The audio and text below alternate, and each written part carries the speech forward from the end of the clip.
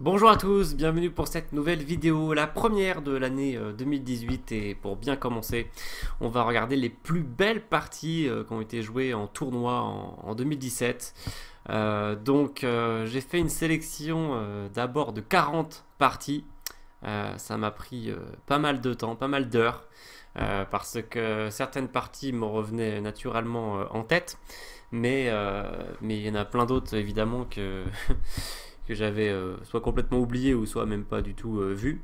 Donc j'ai fait des recherches un peu partout, ça m'a pris du temps et je suis assez content des 40 parties que j'ai sélectionnées. Et après j'ai fait un top 25 et c'est ce top 25 qu'on va regarder.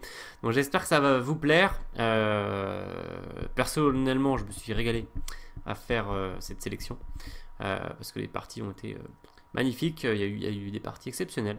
C'est 2017, un peu comme tous les ans, hein, mais bon, on a été gâtés. On a été gâtés et on va se faire plaisir. Voilà. Alors, évidemment, la beauté est un critère subjectif. C'est quelqu'un peut ressentir de l'émotion devant un tableau par exemple et puis quelqu'un d'autre pas du tout. Pareil avec des parties d'échecs potentiellement. Mais voilà, quand même parmi les millions de parties qui ont été jouées, hein, euh, alors peut-être pas des millions dans la base de données, des millions dans les tournois c'est sûr, dans la base de données des dizaines de milliers, hein.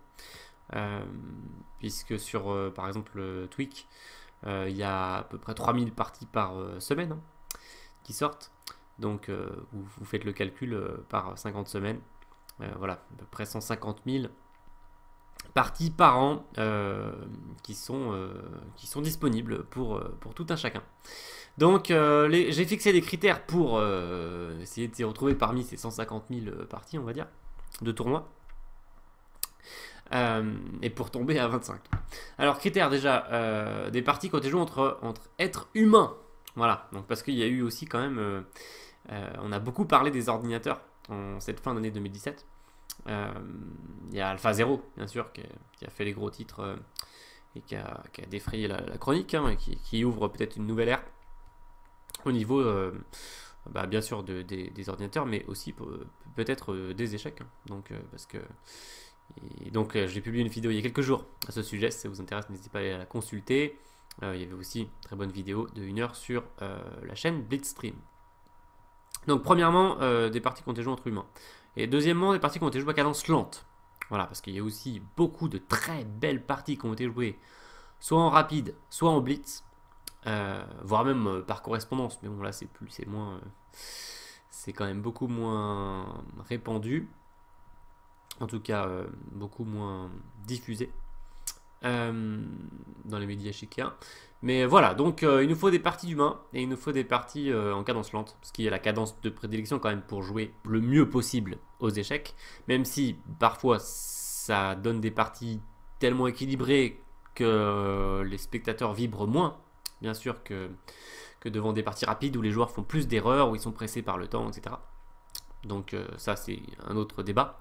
Mais si on veut regarder les plus belles parties, bon, il y a un côté quand même, voilà. Donc les critères que j'ai fixés aussi, en plus donc techniquement juste que ça soit joué par des humains et cadence lente.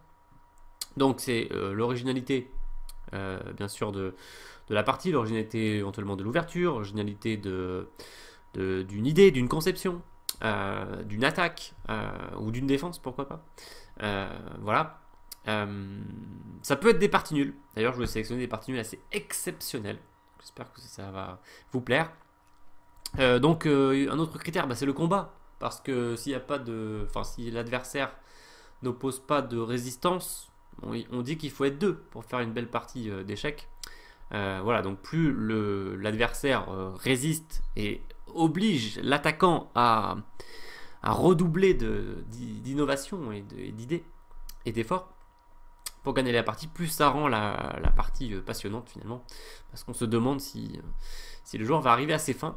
La qualité de la partie, voilà, parce que bon, de trop grosses erreurs pourraient gâcher quand même le ressenti général Voilà, on peut voir des belles choses. Bon, si l'adversaire a fait des erreurs grossières, entre guillemets, c'est dommage. Bon, déjà, la cadence lente évite trop d'erreurs, hein, parce que la plupart des joueurs sont des top grands maîtres. Ceux qu'on va voir, pas tous, mais la plupart. Et donc, la qualité de jeu est au rendez-vous, clairement. Mais voilà, ça peut être un critère pour se dire, bon, quand même, cette partie était meilleure. Alors, c'est toujours un peu, est-ce qu'on dit les meilleures parties ou les plus belles? Bon, c'est un peu un mélange des deux, un peu plus axé sur la beauté quand même, mais voilà, la qualité de jeu quand même, pour les puristes quand même, ça compte. On peut pas la mettre complètement de côté, la jeter. Voilà, puis la difficulté des fois des coups à trouver. Parce que bon, si un coup est facile à trouver, en quelque sorte, il est moins... On est moins fasciné par ce coup. Alors que voilà, les coups inattendus et les coups difficiles à trouver pour différentes raisons, psychologiques, etc. J'avais fait une masterclass un jour sur les coups invisibles. Je m'étais inspiré d'un livre, notamment d'Emmanuel Neyman, avec un autre auteur, je crois. Est-ce que c'était Afek, peut-être, avec ce titre, les coups invisibles. Voilà. Donc les coups invisibles, on va en voir un paquet dans cette vidéo. Voilà, donc la beauté, c'est subjectif, c'est quelque chose qui crée de l'émotion.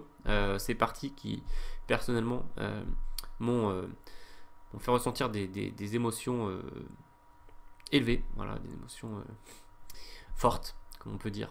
Des parties qui t'emmènent ailleurs, voilà, qui c'est pas comme d'habitude, tu regardes des parties, non, elles t'emmènent autre part que d'habitude, voilà. Alors dans la description, vous aurez le top 25, tous les titres, et puis quand il y a une vidéo qui a été faite sur cette partie, notamment en français, en particulier je me suis concentré sur la langue française pour l'instant, et la plupart, enfin beaucoup de ces parties du top 25 ont été analysées sur la très bonne chaîne Blitzstream, et donc je vous mettrai le lien directement, donc ça dans la description, juste en dessous là, vous cliquez sur plus, peut-être pour déployer la description, parce qu'elle se ferme un peu automatiquement quand elle est trop longue. Donc là il y aura les 25 parties. Et puis il y aura, pour les joueurs d'échecs qui ont des logiciels pour lire les bases de parties, le lien, un PGN. Voilà. Alors avec les parties plus ou moins analysées, hein, parce que voilà, comme j'ai dit, ça m'a pris déjà beaucoup de temps pour choisir des parties, et donc je suis tombé sur une sélection de 40, et après je me suis concentré pour me dire quel est mon propre top 25. Donc on va faire un peu comme dans les best-of, dans les top 50, dans les top, voilà, top 10. On va partir de la 25e place et puis on va remonter petit à petit jusqu'à la première place. Voilà. Évidemment, c'est mon propre classement, c'est subjectif, d'autres ne seront éventuellement pas d'accord. N'hésitez pas dans les commentaires, eh bien, à dire quelle est votre partie préférée, ou votre top 3, ou votre top 5 si vous êtes plus motivé. Voilà, pourquoi pas votre top 10 si vous êtes archi motivé. Voilà, je sais qu'il y a une fonction sur YouTube qui permet de faire un petit sondage. Alors je vais essayer de l'activer à la fin de la vidéo. Voilà, il faut juste que j'y pense. Bon, peut-être que je le redirai pas à l'oral, mais dans tous les cas, j'essaierai de repenser à l'activer, en tout cas en fin de vidéo. Donc on fera un vote peut-être sur les 10 ou sur les 5, je vais voir. Pas sur les 25, c'est trop compliqué un sondage avec 25 choix, je pense, je sais même pas s'il autorise. Mais on va faire 5 ou 10, voilà. Donc en fin de vidéo, n'hésitez pas quand vous aurez vu les parties, à voter. Voilà, puis on verra les résultats des abonnés de la chaîne, ou des non-abonnés d'ailleurs, car ils pourront aussi voter, n'hésitez pas. Et puis si vous n'êtes pas abonné, n'hésitez pas à vous abonner, c'est l'occasion pour bien commencer l'année 2018. Voilà, eh bien on va tout de suite attaquer, donc avec les places de 25e à 21e. Donc 25e, une partie nulle. Voilà, je vous ai dit que j'ai sélectionné des parties nulles, pas que des victoires. J'ai trouvé certaines magnifiques empoignades, des parties nulles de folie, d'anthologie en fait, pour certaines. Et donc voilà, on attaque avec Andreïkin, Elianov. Alors j'ai aussi des photos, faudra pas que j'oublie de vous les montrer. Pour certains joueurs, j'ai cherché, ça m'a aussi pris un petit peu de temps. Mais bon, je voulais faire une belle vidéo, donc j'ai aussi pris du temps pour trouver des photos des joueurs les plus marquants de l'année au niveau de ces très très belles parties. Voilà, des joueurs qui ont plus particulièrement marqué l'année 2017 par la beauté, l'originalité et la qualité de leur partie. Donc j'ai envie de dire merci à eux et puis on va profiter de tout ça. Je vais essayer de ne pas faire trop long parce qu'alors là je sais que je peux me faire facilement emporter dans un thème comme ça avec 25 parties. Déjà je me fais emporter quand je montre une seule partie. Alors, mission. Il me faut une mission sinon la vidéo va faire 5 heures. Je ne sais pas combien elle va faire. Bon. Donc la mission c'est aller le plus vite possible. En gros, enfin c'est pas montrer trop de variantes. Un minimum de variantes et essayer de vous dire, ok, voilà, pourquoi personnellement j'ai trouvé que cette partie était remarquable, une des plus belles de l'année 2017 pour telle raison. Voilà, on va essayer de faire ça, c'est ma mission. Il n'y a personne pour me taper sur l'épaule si je me laisse aller, si je me laisse emporter par la beauté de la partie et que je commence à montrer des coups, etc. et que la vidéo commence à faire 5 heures. Bon, mais c'est pas le but. Allez, on essaye. On va faire au mieux. Donc Andrekin Elianov. C'est parti. Donc Andrekin, très fort grand maître russe. Bon, à chaque fois vous avez l'en-tête sur la droite avec le classement des joueurs. Donc là, bon, 2736, 2755. Bon, c'est des joueurs du top mondial. Ils sont dans les 20 meilleurs joueurs du monde. En gros, vous avez le tournoi en dessous. Et la date. Voilà, bon, de toute façon, ça s'était joué en 2017 dans tous les cas. Entre janvier et décembre, forcément. Bon. Allez, on y va. Donc, D4. Alors, je vais essayer de te faire défiler les coups avec la molette sans que ça fasse trop de bruit. Voilà, une Tropovski pour Andrekin. Allez, on commande pas trop les... On va juste dire le nom de l'ouverture. Et puis, on regarde, on se fait plaisir. Voilà. Donc, ça joue au centre. Les noirs prennent l'espace. Ils repoussent le fou. Ils rock, bien sûr. Les blancs essaient de se venger du côté de l'aile dame. Manœuvre intéressante du fou. Alors, tac. Voilà. Fou qui était en G3 qui vient en C5. Bon. Mais attention qu'il ne se fasse pas coincer par B6. F3, il attaque le centre, mais il autorise le coup. Il autorise déjà le coup E3. Il contre-attaque avec B5, c'était son idée aussi sur B6. Placer du B5 pour libérer son fou. Et joue B6 quand même. C'est une idée un peu curieuse. Il aurait pu tranquillement jouer cavalier A5 apparemment. Bon, on fait pas trop de variantes. B6. Puis on prend, puis on prend. Bon, chacun a pris une pièce. Bon, cavalier B3. C4. Cavalier C5. Cavalier F4. Ok, cavalier qui était sur le bord revient dans l'action. Ce serait génial si les blancs prennent, puis on prend. Bon, ça soutient le pion E3, c'est magnifique. Donc il va pas faire ça. Tour E1. Fou F8, il veut se débarrasser de la meilleure pièce des blancs. C'est le cavalier. Bon, le fou est pas mal quand même maintenant. Fou A4 et finalement il s'accroche au pion. Ouais, les noirs auraient pu éliminer ce pion, c'est assez intéressant. Ils auraient pu, mais c'était pas forcément leur meilleure idée. C'était peut-être une meilleure idée d'éliminer le cavalier. Fou prend, pion prend. Alors là il aurait peut-être dû prendre en F4 et puis ensuite prendre le fou. C'était une situation peut-être un peu préférable pour lui parce qu'après pion prend. Il cavalier D3, très joli coup. Attaque la tour. Il a donné la qualité. Il était embêté. Donc bon, le cavalier, il faut dire que là, il est tellement puissant qu'il vaut largement la tour ici. Donc bon, il attaque le pion, le cavalier prend, tac, dame prend. Ok, donc il joue avec la qualité de moins. Allez, on avance, sinon on va jamais finir cette vidéo. H prend G, tour B7. Voilà, coup assez classe, il veut créer un pion ici. Donc son objectif, bien sûr, sur dame prend, ce serait de faire fou C6. Et après, il pique la tour derrière. Donc tour B8. Et C6. Alors maintenant, il obtient quand même un truc extrêmement fort. C'est ce duo de pions en C6 B7 qui quand même est très très proche de la promotion. Donc potentiellement source de contre-jeu. Bon, tour E8, cavalier E2. Ok, cavalier qui fait un très bon bloqueur contre les pions passés. Et alors attention parce que les noirs ont sacrifié leur pion D5 pour doubler les tours ici. Et attention à la menace tour échec, suivi de l'autre tour vient échec et mat. Là c'est terrible, donc le roi n'aura qu'une case sur tour échec. Et donc menace de mat en 2 coups tout simplement. Et là ce qui va se passer, assez incroyable et rare, et c'est ce qui moi m'a plu beaucoup dans cette partie, c'est que le roi blanc va partir en voyage, en fait, après F4. Tour H1 échec. Roi G2.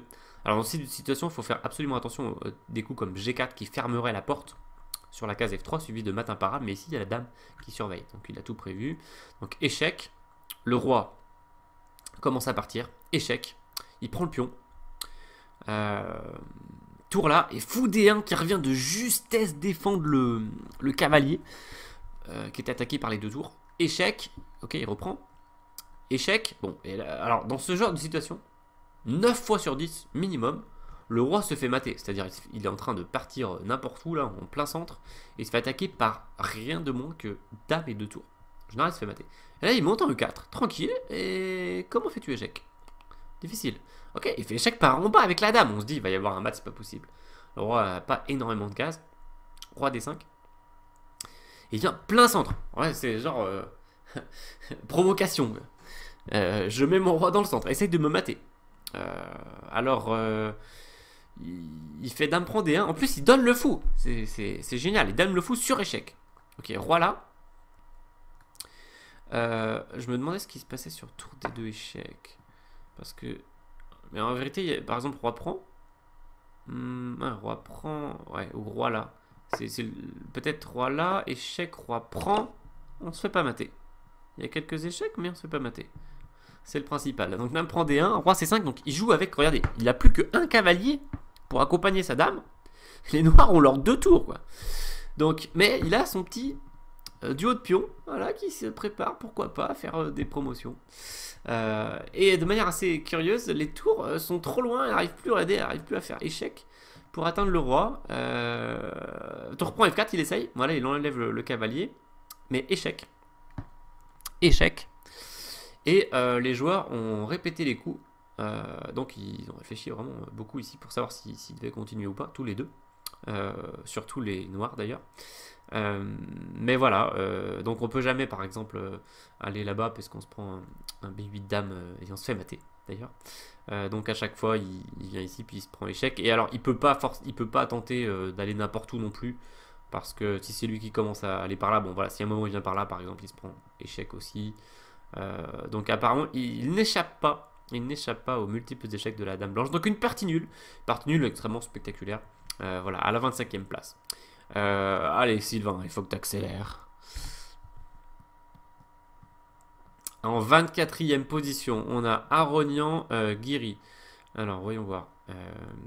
Voilà, alors Aronian, Levon Aronian, qui est dans le top 5 mondial.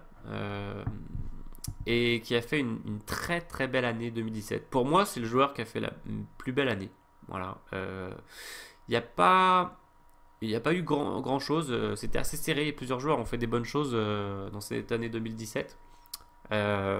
Mais pour moi, Rognon, c'est celui qui a montré le meilleur. N'oublions pas qu'il a gagné la Coupe du Monde, qui est un tournoi très très dur à gagner, en septembre. Grâce à ça, c'est qualifié pour les candidats. Il a bien figuré dans la plupart des tournois où il a joué. En début d'année, il était en feu. Il a gagné tournoi sur tournoi, des top tournois avec les top joueurs, avec Carlsen, etc. C'était au printemps. Il a gagné aussi différents tournois. Même par exemple, il a gagné l'étape de la Sinquefield dans Rapid Blitz, où il y avait Kasparov d'ailleurs, et le retour de Kasparov. Et ce qui me donne l'idée d'ailleurs de faire une rétro sur les résultats de l'année 2017. Bon, je sais pas si j'aurai le temps parce que déjà ça m'a pris énormément de temps pour faire ça, mais on verra ça. C'est dans un coin de ma tête. Donc Aronian, voilà. Alors allez, ouais, on va pas discuter des heures sur chacun. Je vais vous mettre une petite photo de Levon Aronian, joueur arménien, meilleur joueur du monde. En plus extrêmement sympathique. Vraiment voilà, vous voyez, ne serait-ce que sur la photo, on a envie de lui parler, quoi. D'échanger avec lui, de l'écouter tout simplement aussi. Voilà, très sympathique de l'écouter à l'analyse. Après c'est parti, et bon, il a fait beaucoup de très très belles parties cette année, et donc 24e position cette victoire. Alors sachant que c'est un joueur qui a des préparations d'ouverture extrêmement poussées, et on va en voir deux exemples. Ici on a une position très connue de la catalane. C'est une ouverture, voilà, on dit qu'on essaie de juste dire l'ouverture et puis ce qui s'est passé principalement dans la partie. Oui, alors d'ailleurs, comme je vous ai dit tout à l'heure, dans la description, vous avez plein de liens avec parfois la partie analysée dans une vidéo complète de 30, 40, 50 minutes. Donc, si vous êtes intéressé par les détails des parties qui sont vraiment fascinantes, et donc forcément les détails valent le détour également, évidemment, eh bien je vous invite à aller trouver le lien, s'il y en a un, il n'y en a pas un à chaque fois non plus, hein, pour les 25 parties, mais je pense pour au moins les 2 tiers, il doit y avoir un lien.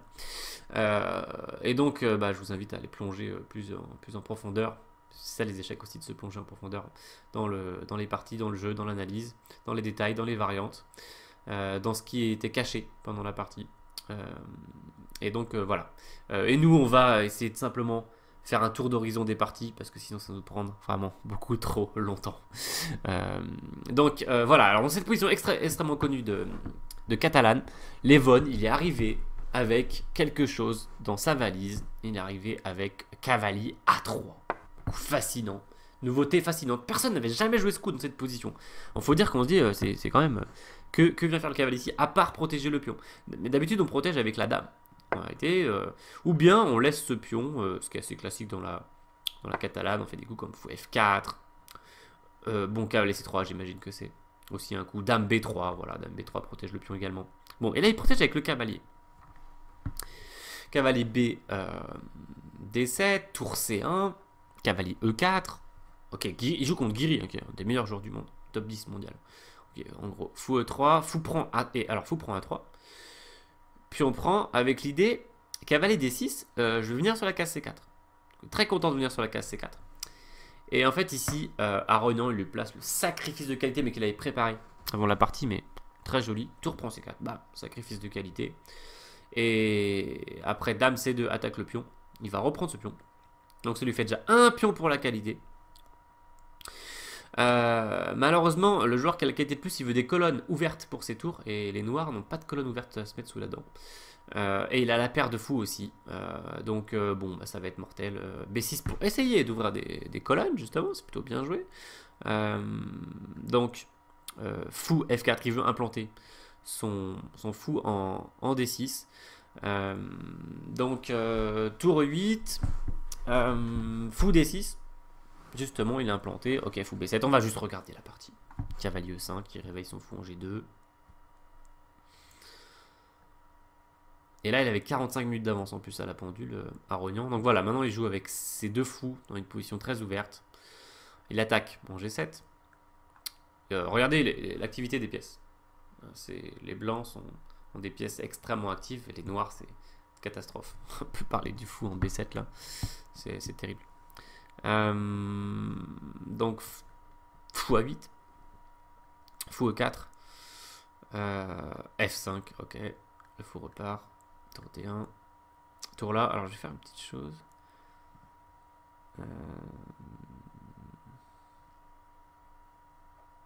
Toc.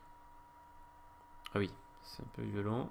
Je sais pas si ça vous a changé. Voilà. En fait, j'avais une impression curieuse sur les couleurs. Et là, je pense que c'est quand même une couleur plus nette, en quelque sorte. Bon, j'espère que c'était une bonne idée. Allez. Donc, E4. Voilà, et il veut ouvrir pour ses fous. Bon, regardez le fou en A8. Fou en A8 ne joue pas, donc terrible. Et donc, il est allé gagner la partie tranquillement. Voilà, Guiric essaie de libérer, regardez les pièces noires. Il n'arrive pas à jouer. Donc, oui, par exemple, ici, s'il prend F4, E5. Et il n'arrive pas à jouer. Regardez le fou qui vient de s'ouvrir ici, qui peut bondir partout. Et il peut faire E6. C'est horrible. Donc, bon, ben là, il a décidé de sacrifier la qualité sur le fou D6, qui était terrible. Échec. Et la tour en 7ème, voilà, menace mat. Et il attaque la tour. C'est problématique. F3 au dernier petit piège. Hein. Il veut faire un mat du couloir, mais voilà. Aronian n'est pas né de la dernière pluie. Il protège. Il va chercher la tour. En fait, là, il a fait d'une manière assez élégante. Il aurait pu tranquillement ramener sa dame en défense. Et puis, bon, bah, il allait gagner cette partie facile. Mais il est allé chercher la tour parce qu'il avait calculé qu'après dame échec, roi monte, dame prend échec, roi monte. Il n'y avait pas de mat. Puisqu'effectivement, la dame blanche défend la case G2. Et après échec, il monte encore. Et le truc, c'est que s'il y a encore... Il y a eu abandon ici de Guiri, hein, sur encore échec, il continue. Enfin, il termine plutôt sa montée, et puis ben, il a une tour de plus. Hein. Voilà. En plus, par exemple, après ça, il y a mat. Et s'il n'y avait pas eu mat, on aurait piqué le fou. Donc voilà, il fallait juste faire un tout petit peu attention à ce pion. Bon, voilà pour cette victoire avec ce... Donc ce cavalier à 3, sorti de nulle part, et sacrifice de qualité comme dans un rêve. Tour prend C4. Et après, bah, démonstration. Domination de la position avec le fou implanté en D6. Voilà, cette position ici, frappante, avec la différence d'activité des pièces. Les jeux d'échecs, c'est un jeu d'activité. Allez, on enchaîne avec le doublé aux places 23 et 24 pour Levon.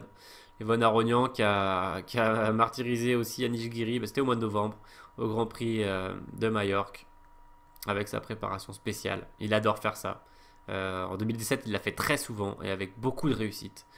C'est au lieu de faire par exemple juste fou G2 petit roc, qui est très normal hein, ici, dans cette position. Il adore envoyer son pion H. Il a dit à un moment, citation, c'était si vous pouvez faire H4, H5, faut le faire dès que vous pouvez. Hein. Et alors c'est le style Ben Jarsen ça. Hein. Le joueur danois des années 60-70 qui était un des meilleurs au monde et avec un jeu original. Il aimait bien jouer B3 premier coup, F4 premier coup je pense, des choses comme ça. Et voilà, H4, c'est parti. Cavalier C6, H5. Il envoie son pion. Cavalier prend, pion prend, C4. Voilà, Guiri qui essaye de réagir au centre, hein, mais il s'en fiche. H prend G, H prend G. Et même ici, il fait pas un coup comme D4. Il fait Dame A4. Et son idée sur pion prend, ce serait de passer direct pour aller mater. Très belle idée. Bon, Guiri bloque. D4 finalement. P6, fou G2. Ok, il ramène sa dame. En fait, cavalier H4 attaque la dame, tac, E4. Bon, il a réussi à mettre ses deux pions dans le centre. Et il passe son pion. Pion passé protégé. F4. Voilà, bon, ça c'est génial. Alors, ne faites pas ça chez vous. Hein. Il laisse son roi plein centre. Il fait ni le petit roc ni le grand roc. Ne faites pas ça si vous n'êtes pas un professionnel. Donc, dame E7, F5, voilà, à l'attaque.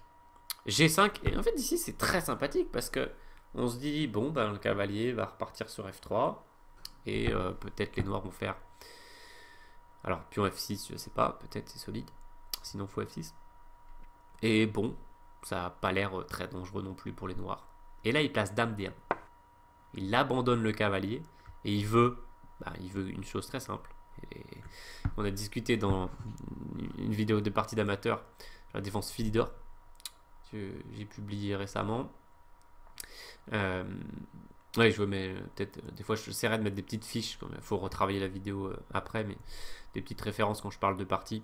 J'essaie de vous les afficher dans la vidéo avec des petits.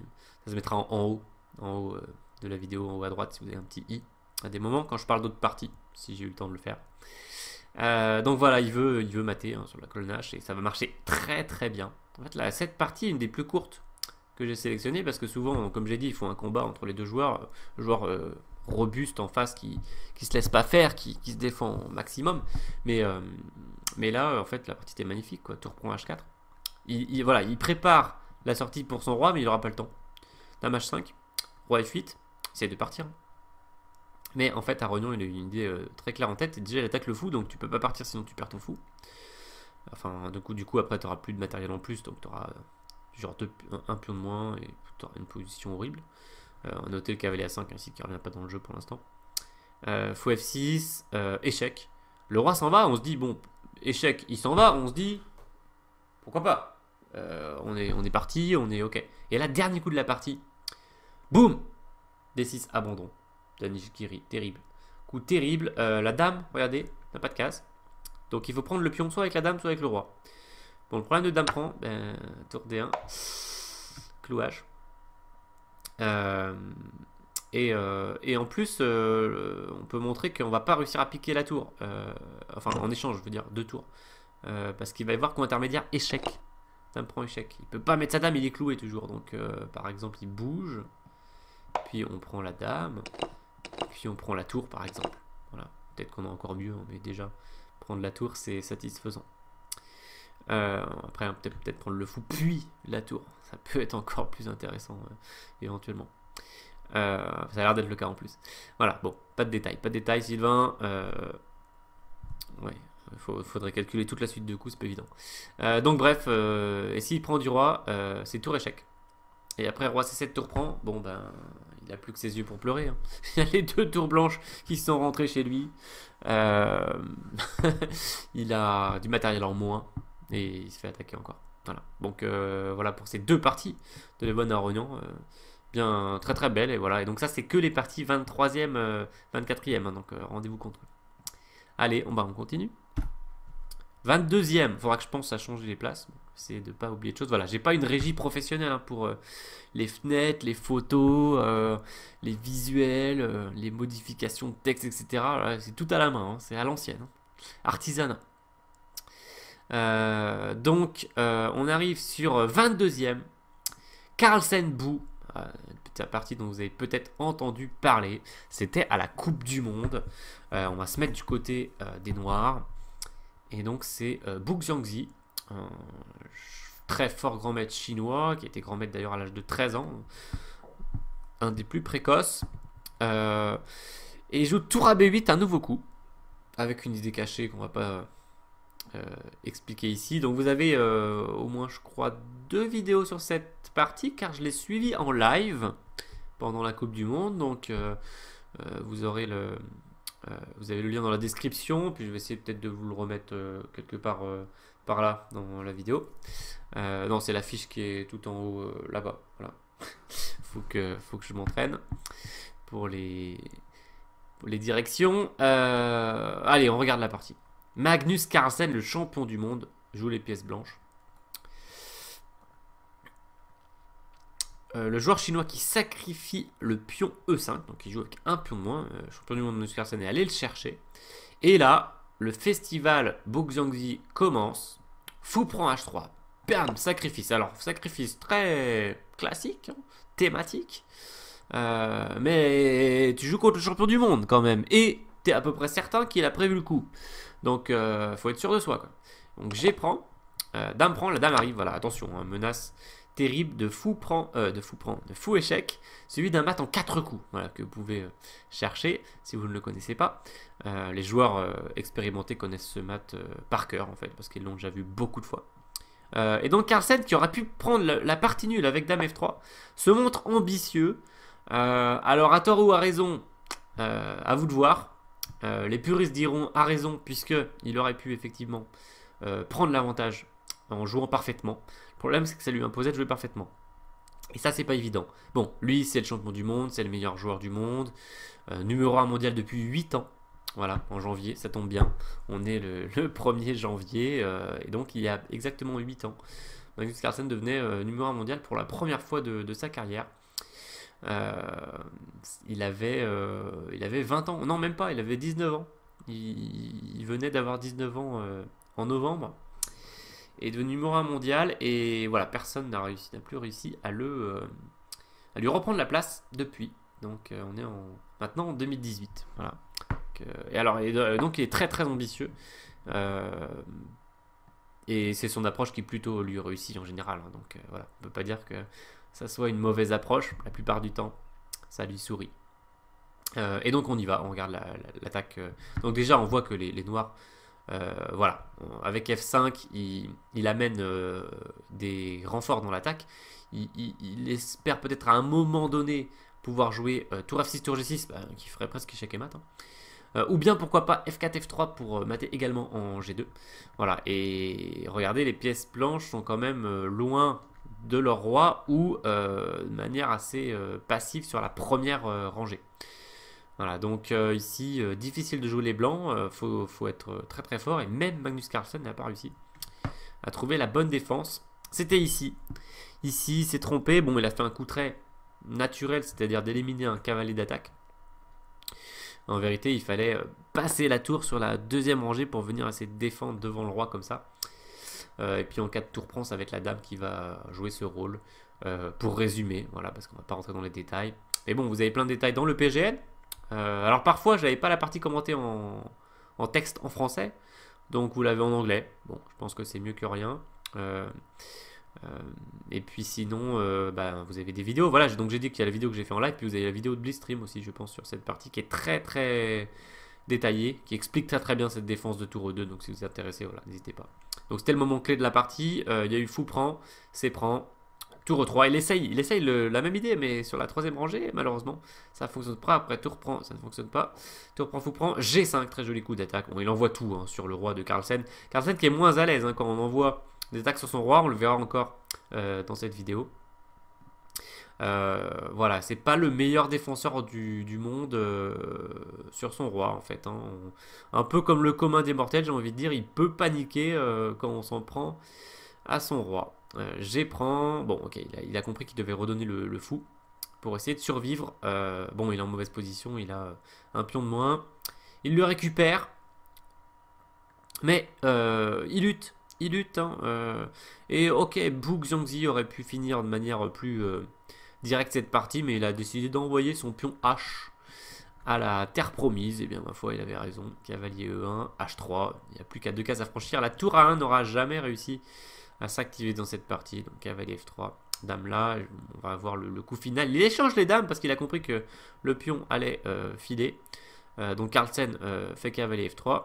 Et alors que on pouvait s'attendre, bah, pourquoi pas, à une poussée de pion, et il avait, j'imagine, prévu de monter son roi pour surveiller la promotion avec sa tour. Et là on se dit, bon bah il y a encore du boulot pour gagner la partie. Eh bien, le joueur chinois place un élégant tour G1 échec pour terminer. Donc obligé de prendre sinon on perd la tour. Et là un tableau connu, c'est le pion qui file et qui menace à la fois de prendre le cavalier et d'avancer en H1. Du coup les blancs n'ont plus de solution pour éviter la promotion en dame et donc abandon du champion du monde Magnus Carlsen. Belle victoire du joueur chinois. Mais voilà, il y en a certains qui disaient que c'était la partie de l'année. Personnellement je l'ai mis en 22e position. Pourquoi bon bah vous allez voir les parties qui précèdent, que j'ai fait précéder, que j'ai trouvé plus méritante, plus originale, plus voilà. En un mot, pour argumenter un peu, fou prend H3, bon bah, c'est pas la révolution, hein, c'est je sais pas, un joueur de première année d'échecs pratiquement pourrait jouer ce coup dans une partie de tournoi, se dire bah oui, il y a mon full attaque, etc. Alors évidemment, les joueurs de niveau 2700-2800 voient pas du tout les mêmes choses, donc ne jouent pas les mêmes coups pour les mêmes raisons, on est bien d'accord. Mais voilà, Carlsen avait, premièrement, bah, ses pièces très très mal placées pour défendre. Deuxièmement, il aurait pu prendre nul avec Dame F3, il l'a pas fait. Et troisièmement, il aurait pu prendre l'avantage avec la défense de tour 2. Donc finalement, il avait raison de se lancer là-dedans. Juste, il a raté ce coup. Et comme j'ai dit un peu au début, quand l'adversaire n'oppose pas toujours la meilleure résistance, ça gâche un petit peu le tableau. Et puis en fait, j'ai dit aussi, et surtout pour moi, c'est que quel coup difficile à trouver bout dans cette partie. Je sais pas, il a joué des coups assez naturels. F5 c'était assez facile pour un joueur de son niveau. Tour à E8, bon G5 c'est plus dur pour les joueurs d'un niveau moindre, mais pour le sien c'est aussi très facile. Il veut prendre et faire tour G8. Bon, c'est pas la révolution. Et même il n'a pas été des plus précis dans la réalisation. C'est-à-dire que, bon, ici, dame prend B2, c'était compliqué à tenter, mais il aurait pu trouver roi G7 largement. C'est-à-dire qu'il décloue la tour et menace d'emmener la tour en G1. Et bon, c'est très complexe, mais en gros, il avait un gain plus rapide. Voilà, et puis Carlsen aurait même pu compliquer la partie en revenant avec sa tour. Justement, il faut sortir cette fichue tour qui est dans le coin, là, qui fait rien du tout pour essayer de venir s'opposer aux pièces noires. Donc, bon, bah, pour ces différentes raisons et peut-être d'autres que j'oublie, j'ai préféré placer cette partie en 22e position. Voilà, alors après, c'est vrai qu'à quelques positions près, ça se tient, hein, avec les parties qui suivent et les parties qui précèdent. Mais en tout cas, pour moi, c'est pas un top 10 de l'année. Voilà. Allez, on enchaîne. Donc, j'espère que vous vous dites, si ça, c'est pas le top 10, qu'est-ce qui va se passer, quoi, dans le top 20 et dans le top 10? C'est même pas top 20 pour moi, voilà. On arrive où, là? On arrive 21e, voilà. Donc, dernière partie de ce segment. 39 minutes de vidéo. Ok, tout va bien. On est sur les bases de quoi? 2h30. Non, c'est terrible. C'est terrible ce jeu. C'est terrible. Limite, je devrais faire cette vidéo en 2 ou 3 parties, quoi. Bon, bah, plutôt c'est vous qui vous la visionnerez, je pense, en plusieurs fois. Vous vous dites, ok, j'ai regardé jusqu'à 21. La prochaine fois, je vais faire 20 à 15, 15 à 10. Je vais essayer d'accélérer, mais malheureusement, je ne peux rien promettre. Voilà. La passion m'en empêche. Donc on est sur du Daniel Youfa qui a gagné le tournoi Espoir du Cap d'Agde en 2017. Dans un tournoi Casse-Noisette qu'ils font de temps en temps en Russie. Ils font jouer des experts, des anciens, contre des jeunes loups. Voilà, et c'est très sympa. Alors ils appellent ça les rois contre les princes. C'est très sympathique comme formule et ça fait beaucoup progresser, je pense, les jeunes. Donc dans les jeunes, il y avait notamment l'espoir russe de 15 ans, Ezipenko, dont on va reparler. Et donc je vous ai sélectionné 2 parties de ce tournoi de Casse-Noisette. Alors il y avait des parties en rapide aussi. Ah, j'ai exclu les parties rapides, donc il y en a eu des belles. Mais j'ai pris que les parties lentes. Voilà. Je me suis tenu à cette règle. J'aurais pu rajouter les rapides, mais ça faisait encore plus de belles parties. Et c'était plus un top 25, c'était un top 50 peut-être, je ne sais pas. Bon, c'était déjà compliqué avec toutes ces belles parties de faire un classement. Alors on va se mettre du côté des blancs et on va tout simplement savourer cette partie nulle. Mais alors une partie nulle, pas ok j'ai fait nul quoi. Donc je vous ai sélectionné plusieurs parties nulles. En voici une. Dani Youfa contre Sergei Wrublewski, presque 2700 Elo. On a une défense slave. La pure slave, puisque les noirs prennent en C4. On a la semi-slave, par exemple, E6. On n'en aura pas dans cette sélection, je crois. A4. Oui, alors il a envoyé du... Au lieu de faire le coup classique E3, ici, il a envoyé du E4. Et après fou B4, E5, on a une variante pas forcément très connue. Et on va retomber dans Gambit Geller, en vérité. Gambit Geller qu'on rencontre plutôt d'habitude par E4, directement. Et après B5, E5 avec D5, A4, je pense que c'est ça Gambit Geller. Voilà. Et là, dans l'autre sens, ordre de coup... Ah, mais non, mais c'est pourquoi c'est pas... On va transposer... Est-ce qu'on va transposer? Non, même pas. Ou probablement quand même que si. En fait, le truc, c'est que sur A4, la plupart du temps, les noirs jouent fou F5, donc ça m'a leurré. Voilà, ça c'est le coup de la théorie de la slave classique. Donc, après, ils ont transposé dans un Gambit Geller, ici, qui est très intéressant, très dangereux. Les blancs ont donné un pion, et ils vont attaquer fort. Voilà, donc ça commence. Hein. Dame H5 menace mat. À la barbare, Dame E7 protège, H4, ok. La tour arrive à la barbare, tour G3. Okay, il a annoncé ses intentions belliqueuses. Hein. Ici, Daniel Youfa, le jeune russe. G6, la dame repart, F5. Ok, Wrublewski qui se défend évidemment. Et H5 à l'attaque. Et grand rock. C'est pas toujours grand rock dans le Geller. Gambit Geller.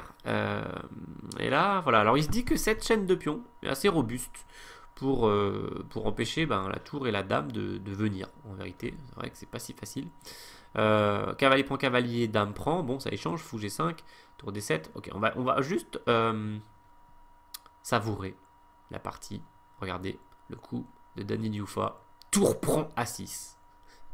Je veux dévier ton fou pour faire tour F3 pour gagner le cavalier. Il l'a pas fait. Bon, il n'aimait pas ça. C'était complexe, évidemment. Situation incertaine ici. Il a préféré jouer cavalier E4. Donc, il y a un coup qui attaque plusieurs choses quand même. La tour, pression sur le pion, pression sur le fou. Et attention à dame prend F2 échec. Menace principale en vérité ici. Donc, bon, il tour F3. La dame s'en va. Fou F4. Et alors, avec toutes ces histoires, la tour A6 se fait capturer. Mais le cavalier E4 aussi. Voilà, alors les complications commencent. Attention, là c'est le type de complications qu'on va voir souvent par la suite.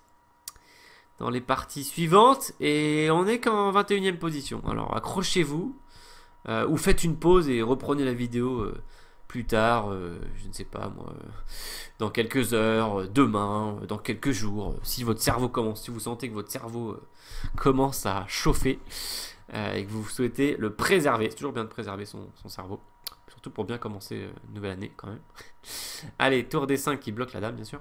Il y avait une menace terrible de dame à 8, échec et mat. Car le fou F4 fait le job. Donc blocage, tour 3, allez on continue. Il prend H5 qui est pas terrible, fou H2. Bon, évidemment, alors quand on analyse en détail une partie comme ça, on se rend compte de toutes les possibilités des deux joueurs, ce qu'ils ont raté, etc. Apparemment ici il fallait faire fou pour H5. Qu'est-ce que c'est que ce coup d'extraterrestre? J'avais même pas vu qu'il y avait ça dans l'analyse. Fou prend H5. Avec idée tour prend dame à 8. D'accord, et enfin d'accord, entre guillemets. Apparemment c'est fort, ça mate. Bon, on peut montrer vite fait, allez hop, ça fait plaisir. Voilà, joli mat. Et donc sur dame prend, l'idée c'est dame prend E6. Puis on fait une attaque violente. Waouh, fourchette à la fin entre la tour et le fou, terrible. On a dame prend A6 mat. Bon, pas de variante, Sylvain, pas de variante. Donc, ok, nouvelle menace de mat. Enfin, pas tout à fait, mais si, en C7, c'est tout à fait mat. Et puis en B8, c'est méchant aussi. Donc E5 pour contrer ça. Échec. Dame D7. Bon, alors, un petit point sur le matériel, même si ici, on comprend que c'est secondaire. En fait, quand on voit des séquences de coups comme ça, et aussi dans des parties de très forts joueurs, on se dit, ok, mais pourquoi j'essaye de garder à chaque fois mon pion, ma qualité, mes pièces? Il faut essayer d'atteindre le roi de l'adversaire, quoi, aux échecs. Le jeu s'appelle le jeu d'échecs. Échec à qui? Échec au roi. Et on veut faire mat. Et le but du jeu, c'est faire échec et mat. Donc dame F6 attaque la tour. Bam, il garde sa dame. Échec, il garde sa dame. Il répète, vont-ils faire nul? Non. Les blancs jouent. Ils auraient peut-être pas dû d'ailleurs, mais ils tentent le coup. C'est le panache, ça fait plaisir. Tour 8. Oui, alors le temps. Les blancs ont 1 minute 40 et les noirs 5 minutes. C'est tendu, ultra tendu. Il faut prendre H5. Dame H6. Attention, on file à 2 fous.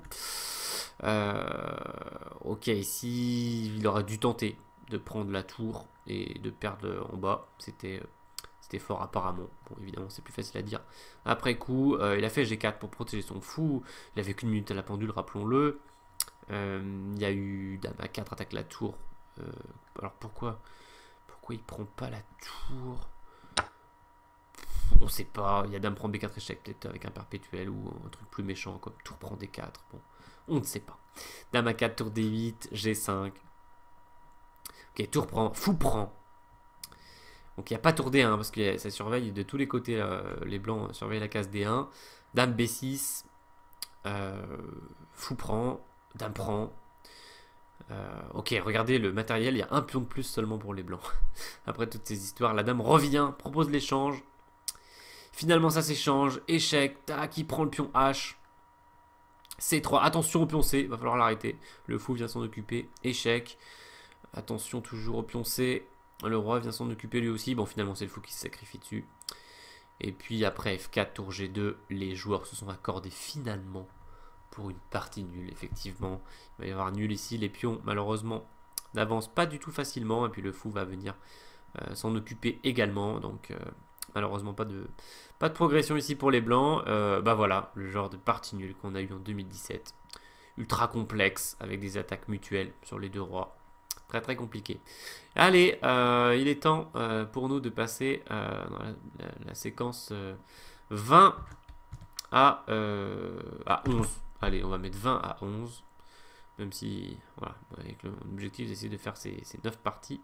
Ou plutôt ces 10 parties. Et puis on aura le top 10 après. Voilà. On va faire le top 20 ici, puis après le top 10. En fait, c'est moi qui ai besoin d'une pause déjà. Après seulement 5 parties.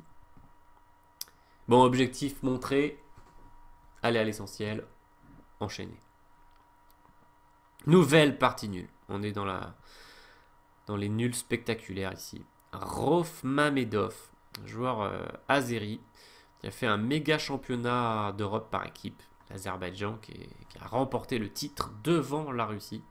Et on avait justement une partie qui a été jouée dans le match Azerbaïdjan-Russie, comme vous le voyez, sous le nom des joueurs. Et donc on avait Mamedov contre Dubov. Dubov espoir russe extrêmement fort. On aura... enfin, il y avait une autre partie de lui dans le top 40. Il a gagné la Coupe du Monde contre Artemiev.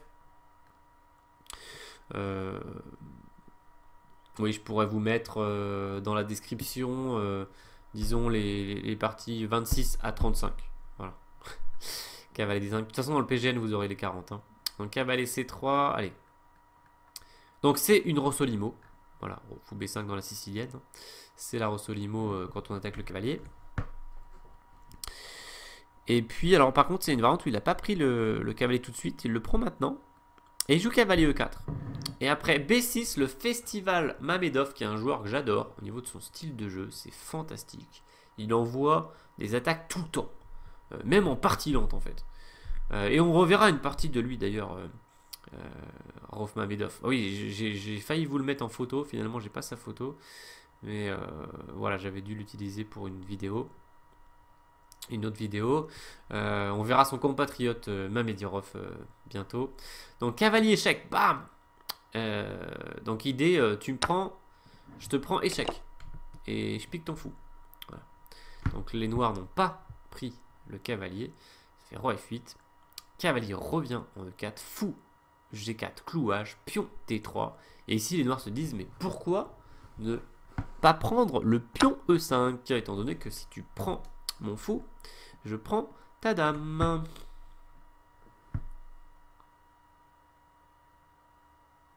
Alors je vous invite à mettre la pause pour trouver le coup de Mamedov.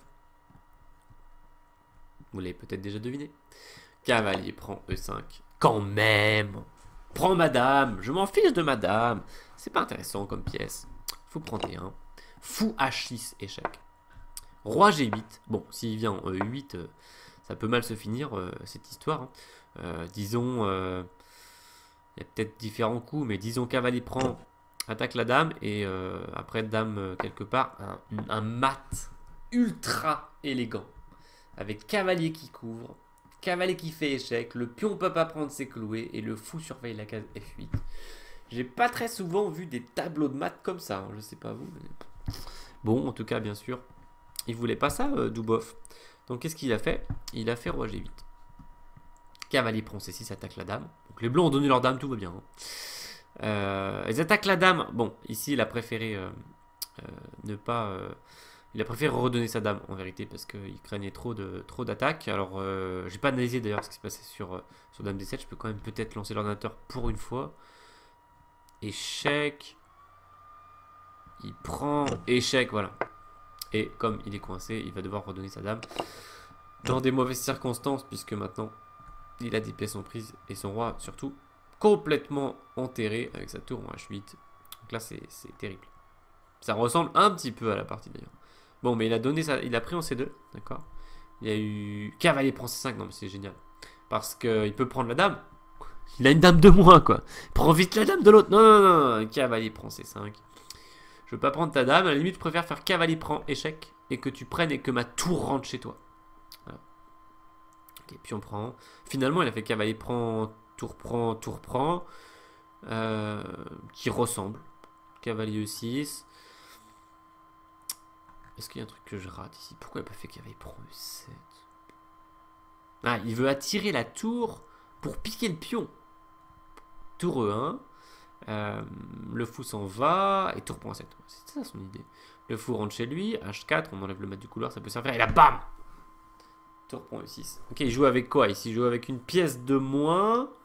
Il avait 2 pions pour la pièce. Il sacrifie la qualité, donc pion prend. Bon, s'il fait tour prend tour l'autre, hein, il y a tour prend fou. Et ça ressemble un peu à la partie d'ailleurs. Ok, tour C7 attaque le fou. Et ici, il a considéré que de toute façon, il devait donner son fou parce que il n'allait pas sortir ce roi. Il aurait pu le faire d'une meilleure façon apparemment en faisant E5 et sur tour prend essayer de sortir le roi le plus possible. Il a fait tour D8 et après tour prend et a essayé de sortir, mais après échec il n'est pas vraiment sorti parce que s'il venait là il se prenait soit fou échec en bas soit en haut et il perdait du matériel. Peut-être d'ailleurs fou G7 et ça joue pour le matin. Attention, ici j'ai pas les variantes mais ça m'a l'air particulièrement dangereux pour le pauvre roi noir. Bon, il n'y a pas mat en fait, mais on peut prendre la tour si on sait pas quoi faire. Ok, tour C7, 3, 8, fou G5, attaque la tour, tour échec, fou là. Qu'est-ce qui s'est passé ici? Oui, c'est marrant parce que si le fou prend la tour, le roi prend l'autre tour, et alors c'est mauvais pour les blancs. Donc tout simplement, il protège. C'était instructif de voir qu'il a pas voulu chercher la tour, hein, bien sûr, il préfère la laisser coincer. Regardez ce roi qui arrive jamais en fait à sortir, il est complètement gêné par ses pièces pendant toute la partie. Et donc vous avez la vidéo détaillée de cette partie sur Blitzstream. Voilà, bon bah il a tout simplement 3 pions pour la qualité, donc c'est plus qu'il en faut. Il va encore aller en chercher 2 autres. Bon, il en perd un au passage, c'est pas grave, il a des pions partout. Et après cette partie de 58 coups, Dubov rend les armes, voilà. Il préfère s'arrêter là. Avec les noirs, il sait que le pion va coûter la tour et qu'après ce sera perdu. Donc victoire de Mamedov, victoire ultra importante dans le match contre la Russie.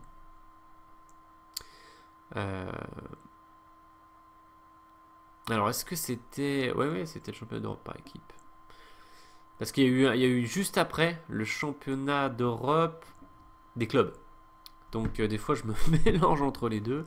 Il y avait à peu près les mêmes joueurs dans les deux compétitions, c'est compliqué. Bon, on a fait quoi, la 20e place là?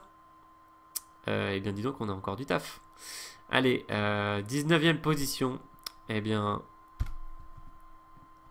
on a Vladimir Kramnik, ancien champion du monde. Donc il est là. 2812. Alors longévité, on a parlé très récemment de la superbe longévité de Anand ou de Ivanchuk, ou dans une moindre mesure, mais tout de même de Svidler. Mais alors Kramnik, on n'en parle pas forcément souvent parce qu'il joue pas forcément souvent maintenant. Mais bon, incroyable. Il est presque... Enfin, je sais pas, presque toute sa vie, il était plus que 2800 Elo. Enfin, j'exagère un peu parce que à un moment, il y avait que Kasparov plus que 2800 Elo. Donc voilà, mais à partir des années 2000, enfin, faut regarder les courbes d'Elo, mais bon, ok, il a été 2795, 790 à des moments, bon, mais ultra régulier, quoi. Et encore en 2017, il était numéro 2, numéro 3 mondial. Et alors, il s'est pas qualifié à l'Elo. Oui, si, il était... Est-ce qu'il était qualifié à l'Elo? Non, il était peut-être 3e à l'Elo. Ouais, il a failli se qualifier à l'Elo. C'est Caruana et So qui prennent les places à l'Elo. C'était serré. Hein. Mais il jouera au candidat en 2018, Vladimir Kramnik, puisqu'il a eu la wildcard de l'organisateur, l'invitation. Bon. Franchement, même si ça fait longtemps qu'on le voit, et qu'on aurait préféré, bien sûr, que ça soit notre Maxime Achelerov qui prenne la wildcard.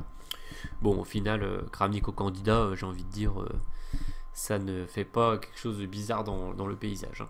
Donc, on va avoir une partie qu'il a joué contre Hari Krishna, qui est le 2e meilleur joueur indien, derrière Anand. Très régulier. Non, oula, qu'est-ce que je dis? Ah oui, non, c'est pas contre Hari Krishna. Ça, c'est pas encore, ce sera plus tard. Là, c'est contre Blue Baum, voilà, un Allemand. Ils ont joué à Dortmund. C'était au mois de juillet. Donc, cavalier F3, un des coups préférés de Kramnik. G3, fou G4, fou G2, E6. Allez, on regarde l'ouverture. Il joue une attaque est-indienne en premier. Kramnik. Dame B3, un classique dans ses positions. Bon, ça développe. On va aller au moment important. C'est là. Voilà. Bon, pour l'instant, rien d'incroyable s'est produit. Les blancs doivent faire attention, il est vrai. Alors, fou, parce qu'il y a le coup F6 qui menace, qui coincerait le fou. Après, puis on prend. Et pour se défendre contre ça, Kramnik envoie une attaque terrible. Son adversaire envoie F5. Fou prend. Tour prend. Sacrifice de qualité. En fait, les coups qui sacrifient, je vais les faire comme ça. Bam! Il y aura le petit bruitage qui va bien. Je vais monter un peu le son. Hop. Voilà. Boum. Pion prend. Ok, il prend le pion en D5. Et il voulait aller mater. Hein. Là, attention, E3. Bon, il est très solide. Très solide de centre, très dur à casser. Et il fait cavalier 4 et regardez, il n'a pas des intentions très pacifiques puisqu'il veut faire cavalier prend H5 et sur pion prend, dame prend et il y aurait mat. Donc, bon, bah, il met sa dame ici. Il veut prendre en G5. Hein. Donc, dame G3. Il aurait pu faire H4 aussi apparemment pour défendre. Dame G3, fou C7. Bon, le défenseur veut souvent échanger des pièces. Ce fou est monstrueux en attaque. Hein. Il fait des réseaux de mat, donc il veut l'enlever. Et là, ah ouais, tu veux enlever mon fou? Tu veux que je prenne? Non, non, je vais pas faire ça. Vu la puissance de ce fou centralisé, en particulier pour l'attaque, je vais plutôt enlever ma tour de l'échiquier. Vous voyez, la conception, c'est pas la tour vaut plus que le fou. C'est ce fou vaut plus que ma tour. Malgré le fait qu'elle soit sur la colonne ouverte. D'accord? Donc, tour prend, sacrifice, excellent. Cavalier prend, bien obligé. Fou F6. Alors là, vous allez me dire, Sylvain, il veut reprendre la qualité. Pas du tout. Donc, dame B4. Il va absolument pas reprendre la qualité avec un fou d'une telle facture. Grâce à ce fou, on peut faire des échecs et mat. Donc, il envoie cavalier prend H5. Pion prend. Bon, pas trop de choix. De toute façon, la dame va venir en H4. Échec, pointe, voilà, toute la pointe de multiples pointes de Kramnik, G6, échec, avec l'idée, si tu prends du pion, dame prend échec, et prochain coup, enfin, je peux piquer tes tours au passage, en intermédiaire, mais dame G7, échec et mat. Donc il a pas pris, il a fait roi G8, bon, les joueurs sont très résistants à ce niveau, 2642 Blue Bomb, bizarrement, il voit les maths en 2, on peut dire. La dame s'approche, par contre, attention, elle veut venir en H6, et là, ce serait terrible. Ce serait la fin, ce serait la fin de la partie, il y aura des maths partout, sur 3 cases différentes. Bon, bien sûr, on peut pas prendre sinon c'est maths sur le champ. Poum, échec et maths. Donc il fait H4. Et il a un petit espoir, mais Kramnik, en fait, calcule que ça marche pas, donc il fait dame H6 quand même. Après, dame échec, et son idée, c'était de faire un perpétuel avec dame G3 échec. Et là, Kramnik, il va faire roi G1, dame échec, fou F1. Et là, abandon de Blue Bomb. Parce qu'en fait, tu crois que tu fais perpétuel. Bon, déjà, tu peux pas prendre ça parce qu'il y a la dame qui surveille. Donc, tu refais ton échec, t'es très content. Il se décale. Tu fais ton échec, t'es très content. Il met son fou. Tu refais ton échec, t'es très content. Il met son roi. Et là, t'es plus content. Parce que il t'a décalé ta dame sur les cases blanches. Tu peux plus faire dame G3 échec. Donc, bah, t'as plus d'échec. Et donc, bah, t'abandonnes, quoi. Tu te fais mater sur une des 3 cases qu'on a données. Voilà, donc j'ai beaucoup aimé cette partie de Kramnik. Très direct. En fait, quand il était plus jeune, il avait un style un peu comme ça, d'attaque directe. Dans les années 90, il avait parfois un style comme ça. Après, il a eu une période où il s'est beaucoup calmé. Il jouait un style un peu aride, technique, plus trop d'attaque. Et puis depuis quelques années, on retrouve souvent du Kramnik très très offensif, à l'image de cette partie. Je me souviens d'une très très belle française. C'était aussi peut-être contre Blue Bomb, à moins que ce soit un autre joueur. Ouais, peut-être c'était un autre joueur allemand, parce qu'il y a plusieurs joueurs allemands qui jouent dans le tournoi de Dortmund souvent. C'était peut-être Bouman ou quelque chose comme ça. Et il avait placé un sacrifice de pièces, c'était fantastique. Si ça vous intéresse, vous pouvez aussi chercher cette vidéo dans les vidéos Blitzstream. C'était génial comme partie, et c'était en 2016 ou en 2015. C'était fantastique. Et bon, il en a joué beaucoup des parties comme ça, en fait. Beaucoup plus qu'on pourrait croire. Il envoie des attaques comme ça très très puissantes, en même temps positionnelles et tactiques, enfin du grand style.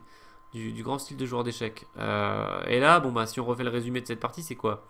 C'est ici, bon pour l'instant, bon il a envoyé des pions quand même, hein, déjà, mais les pions sont rock, tout de même, faut faire toujours attention quand on fait ça. Mais F5, après tu reprends. Donc premier sacrifice de qualité et de pion. Bon, il reprend un pion. Et ensuite, on avait deuxième sacrifice de qualité. Donc regardez, ici il n'a plus de tour, quoi. Il lui reste 2 fous contre 2 tours. Bon, au final, les 2 fous déparient pas, surtout le fou E5. Et puis, il veut certainement pas reprendre cette tour. Et bam, il sacrifie encore le cavalier. Il sacrifie le pion. En fait, il donne toutes ses pièces, quoi. Il lui reste plus que les 2 fous et la dame à la fin. Et ça suffit pour mater. Voilà, j'ai beaucoup aimé cette partie que j'ai classée en 19e position. Allez, ben alors là, on est à quoi? 1h03. En fait, je me dis quand même que ça va pas le faire tout en une vidéo. Je pense qu'on va faire 2 vidéos. Et, ça va faire trop sinon. J'étais motivé, hein, mais ça va faire trop. Donc on va aller jusqu'au top 15. Jusqu'au top 15, on va mettre ça. Donc où est mon truc?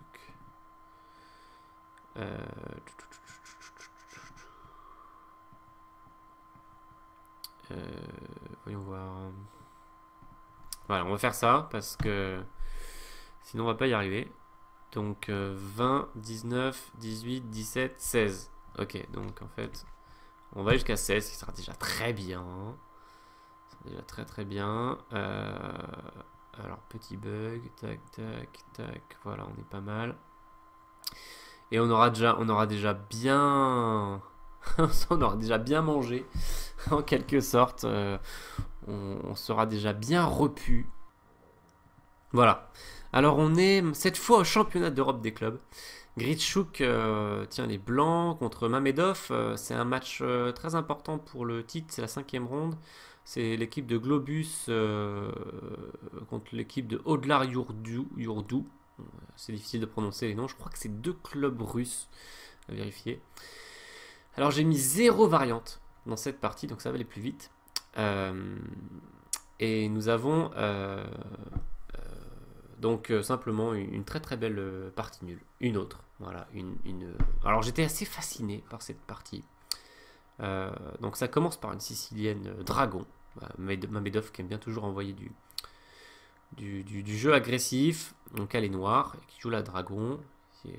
Même si on la retrouve de temps en temps maintenant, quelques joueurs top niveau qui la jouent. Nakamura, une fois la sortie contre Maxime Vachelagrave. C'est pas très fréquent quand même. Ok, il joue du tour B8 pour envoyer un moment un B5, même si c'est en prise. Il veut éventuellement ouvrir la colonne B pour jouer avec le fou et la tour sur B2. Même s'il y a beaucoup de pièces entre. Donc fou B3, cavalier A5, H4. Allez, on regarde. En fait, limite, cette partie se passe de commentaires. Je vais en faire quelques-uns, mais on va surtout apprécier le combat. En fait, il y a eu un combat terrible. Terrible dans ce match par équipe. Un combat titanesque. Cavalier C4. Ok, il veut soit attraper le fou de case noire, qui est très très important, soit ouvrir la colonne. Il s'est passé ouverture de la colonne. Donc là, attention. Attention Grichuk, parce que colonne B pour Mamedov, le joueur azéri très dangereux en attaque. Ça peut chauffer. Il envoie G4, pas peur, dame A5, roi A1, il se méfie un peu quand même. Il ne peut pas rester sur la colonne B. Tour C8, H5. Chacun fait ses attaques, hein, c'est roc opposé, hein, donc ça attaque très très fort. Le but c'est d'attaquer le plus fort possible. Donc c'est pour ça aussi que ça fait une partie très très spectaculaire. Tour C5, cavalier E2 attaque la tour. Dame B4 menace mat. Dame C1 protège. Tour A5, voilà, il a passé sa tour en face du roi. Donc regardez les pièces qu'il est en train d'amasser à l'attaque, sachant que le fou peut se réveiller à tout moment sur la diagonale, fou du dragon. Ok, justement, il neutralise, fou D4. La dame s'en va, H prend G, F prend G. Il préfère pas ouvrir complètement la colonne H. A3, bon, il se dit que c'est solide quand même avec la dame qui surveille, mais c'est à moitié solide. Fou E6. Tour G1, bon, ça stabilise un peu. G5, cavalier H5. Fou prend, cavalier prend. Tour H4. F4, il continue à envoyer des pions à l'attaque. F5.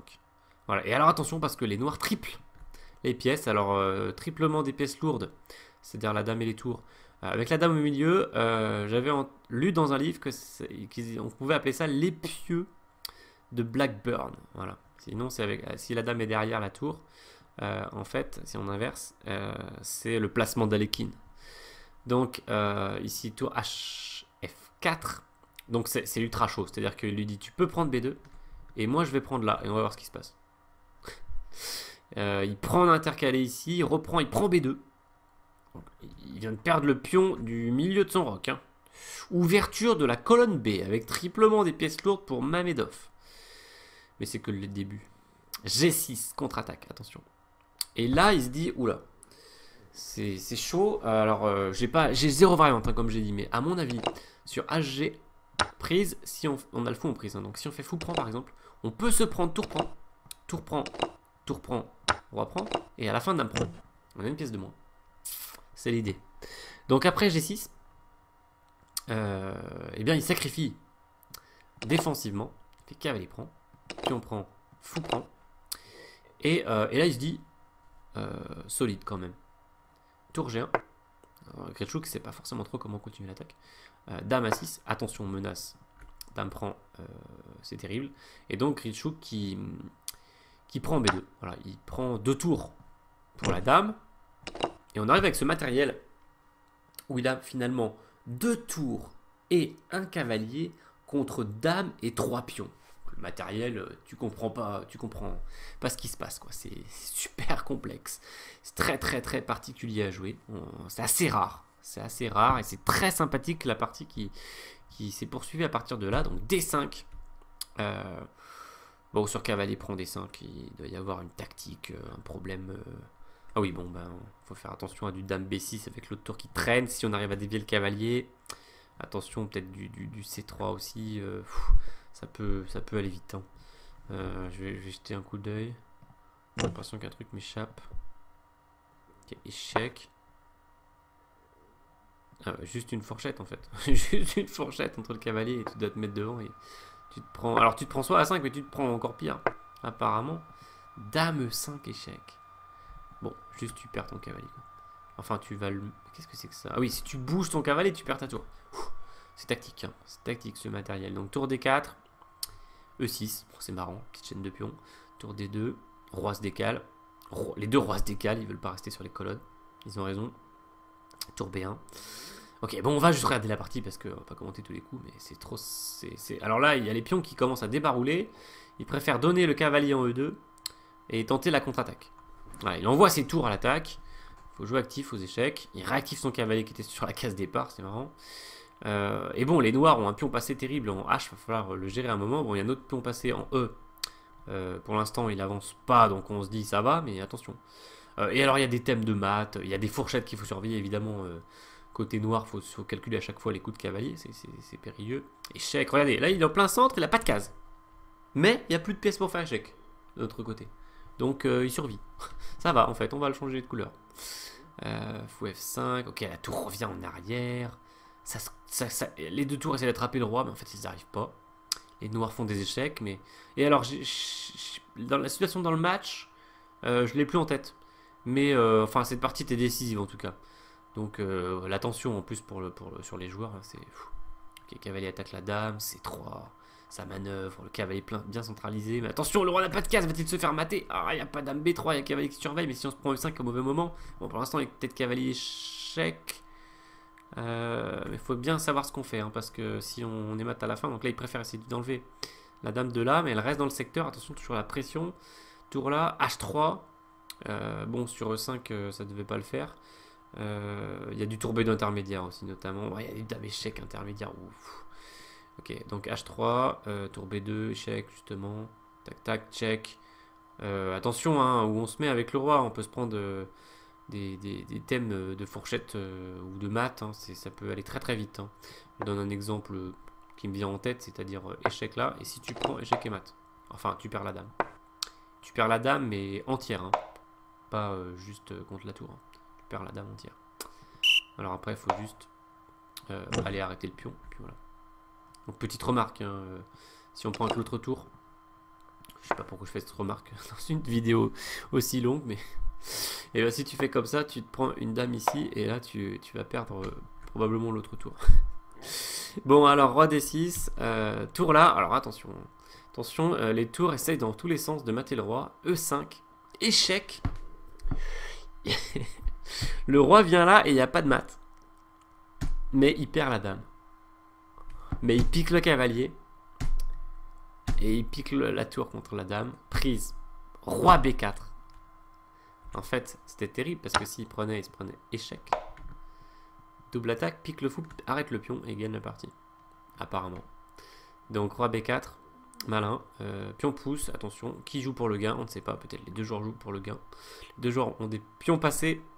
Tour prend. Et finalement, il signe la nulle après ce combat de titan. 84 coups. Je ne savais pas qui allait gagner.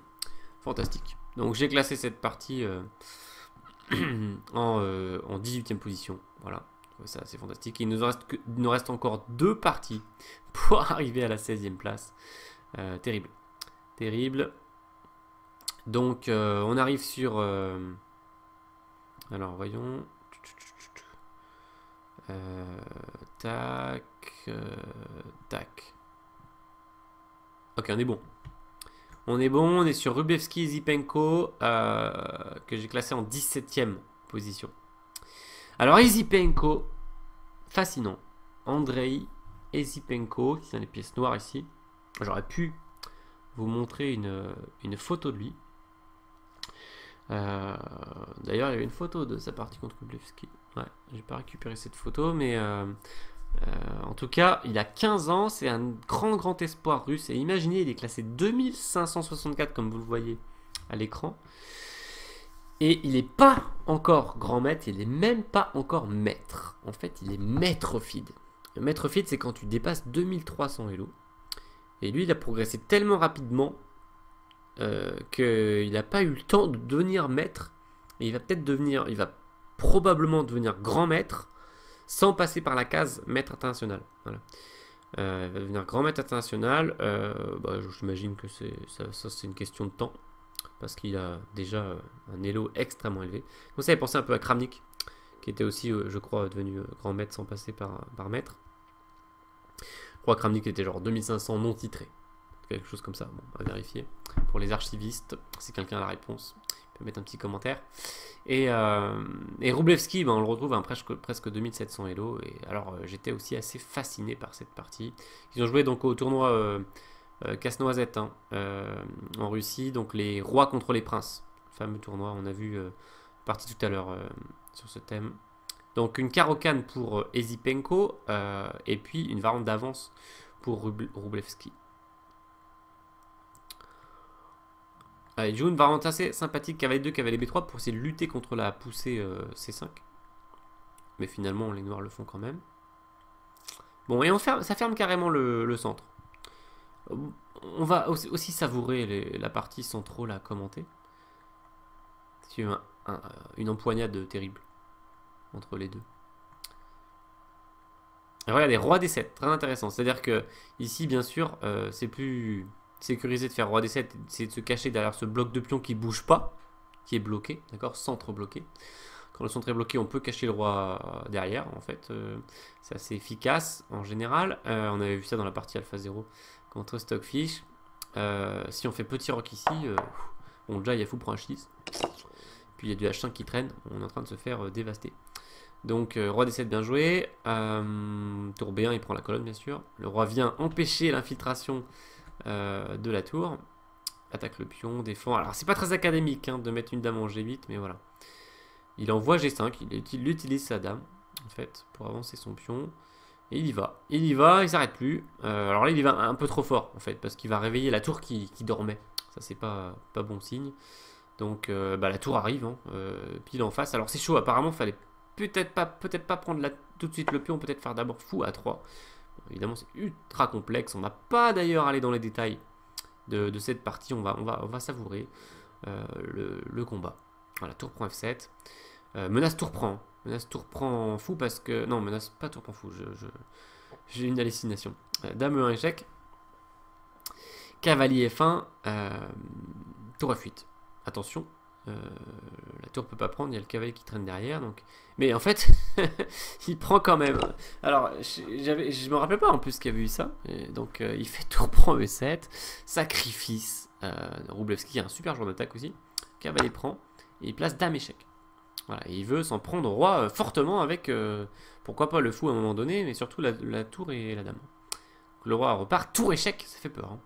Roi E8, dame A4 échec, et le roi repart par l'autre côté. La dame arrive, attention, c'est pas pour rigoler, donc il faut protéger ce cavalier. Et le fou prend.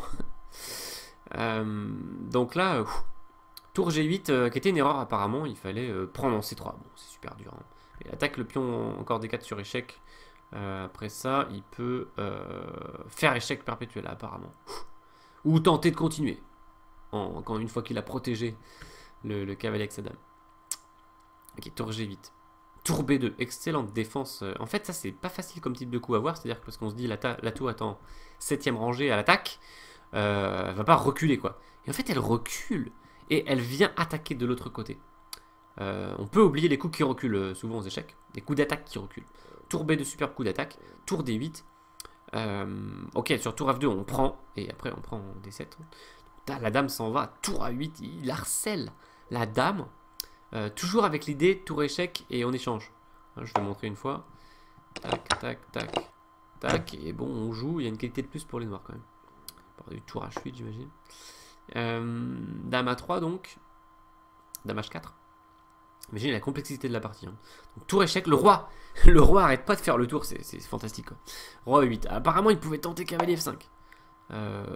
Sans craindre cavalier E3, parce qu'il y a la contre-attaque. C'est chaud. Roi E8. Dame prend A6. Dame prend H5. Okay. Les petites dames. En fait, c'est marrant parce qu'il y a des grosses attaques sur les rois et tout. Et tout d'un coup, ça se calme et les dames prennent un petit pion sur le côté. Dame B5 échec. Apparemment, il a raté un autre coup de recul qui était très beau, c'était fou C1. Avec l'idée de passer par A3, de venir sur D6 et peut-être de faire tour F6. Bon, Dame B5 échec. Et là, peut-être coup qu'il n'avait pas trop prévu. Tour C6 ou qu'il avait sous-estimé. Auto-clouage. Maintenant, il a ramené son fou, il avait l'idée, hein, mais... Tour H8, attention, menace mat en H1. La tour vient, attention, menace tour prend, attaquerait la tour clouée. Dame H1, c'est répondu par roi F2 maintenant.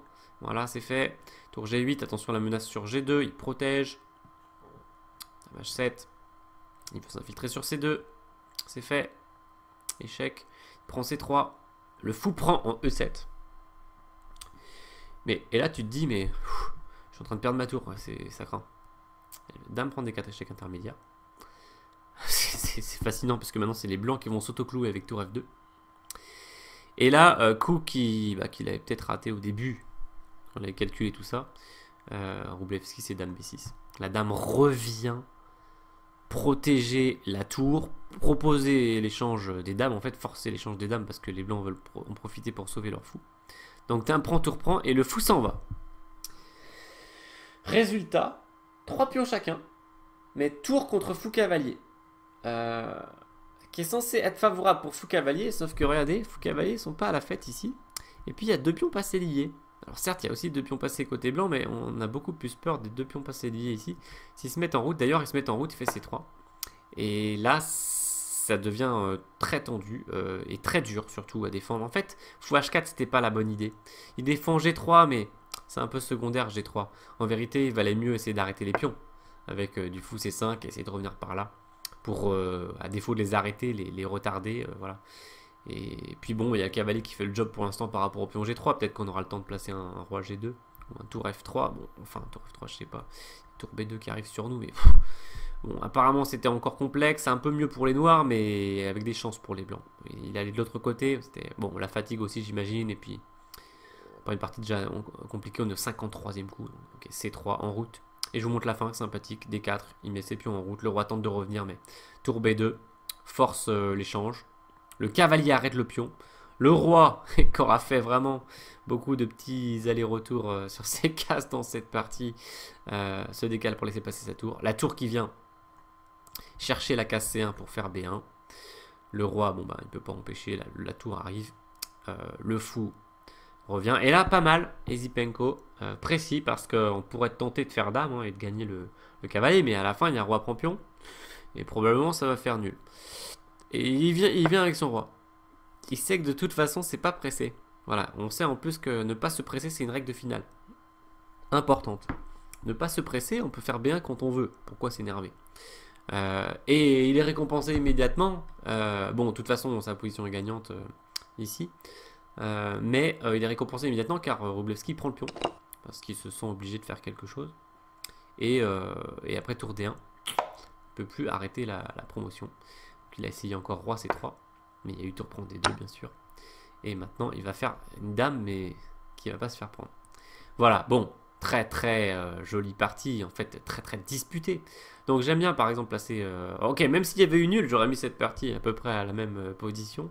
17ème, parce que, voilà, à la limite, quand on a des aussi belles parties, le résultat devient pratiquement secondaire. Les deux joueurs pouvaient gagner cette partie clairement, et ça pouvait aussi largement se terminer en partie nulle. Hein. Donc, superbe empoignade. Voilà. Bon, et alors on va terminer avec la partie classée 16e. Donc, qu'on va trouver par ici. Ah, pas tout à fait. Plutôt par là. Pour moi. Voilà.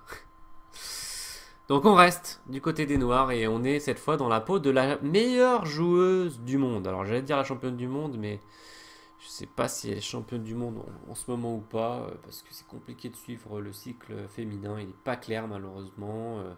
Un coup ils font une Coupe du Monde, un coup ils font un match. Peut-être qu'ils ont changé d'avis depuis, je ne sais pas. Bon, en plus, de toute façon, maintenant, Hou Yifan, la meilleure joueuse du monde, depuis que Judith Polgar, qui était restée au top pendant plus de 20 ans, hein, 25 ans je crois, a pris sa retraite sportive il y a 2-3 ans. C'est Hou Yifan, la meilleure joueuse du monde, assez largement, puisque au nouveau classement en 2018, elle a plus de 100 points Hello d'avance sur la numéro 2 mondiale, qui est sa compatriote Zhu Wenjun. Et voilà, donc Hou Yifan, qui a fait une très belle année 2017, puisqu'elle a gagné un top tournoi à Bienne. Voilà, devant Etienne Bacro, devant Morozevich, devant des joueurs très très forts. Donc bravo, elle avait aussi fait un bon tournoi à Gibraltar. Enfin, un bon tournoi à Gibraltar, je suis plus sûr en fait quel était son classement final, mais bon, elle a fait une année avec certains beaux tournois. Voilà, elle continue sa progression et bon, peut-être se rapprocher de 2700 en 2018. Voilà, ça pourrait être son objectif. C'était déjà son objectif sans doute en 2017, et d'ailleurs déjà probablement en 2016, voire en 2015. Pour l'instant, elle n'a pas réussi, elle s'est rapprochée. Elle s'est rapprochée à un moment, elle était genre 2680 par là. Donc pas loin, mais elle a redescendu un peu. Bon, phase d'apprentissage encore, malgré tout. Elle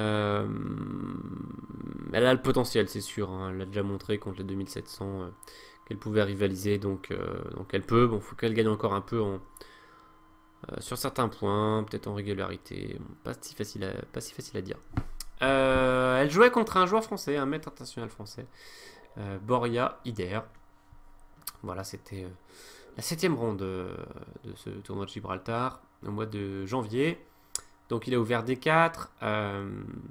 Il a fait un système de Londres. Voilà, il voulait jouer solide contre la meilleure joueuse du monde. Ou tout simplement contre un adversaire classé 2650.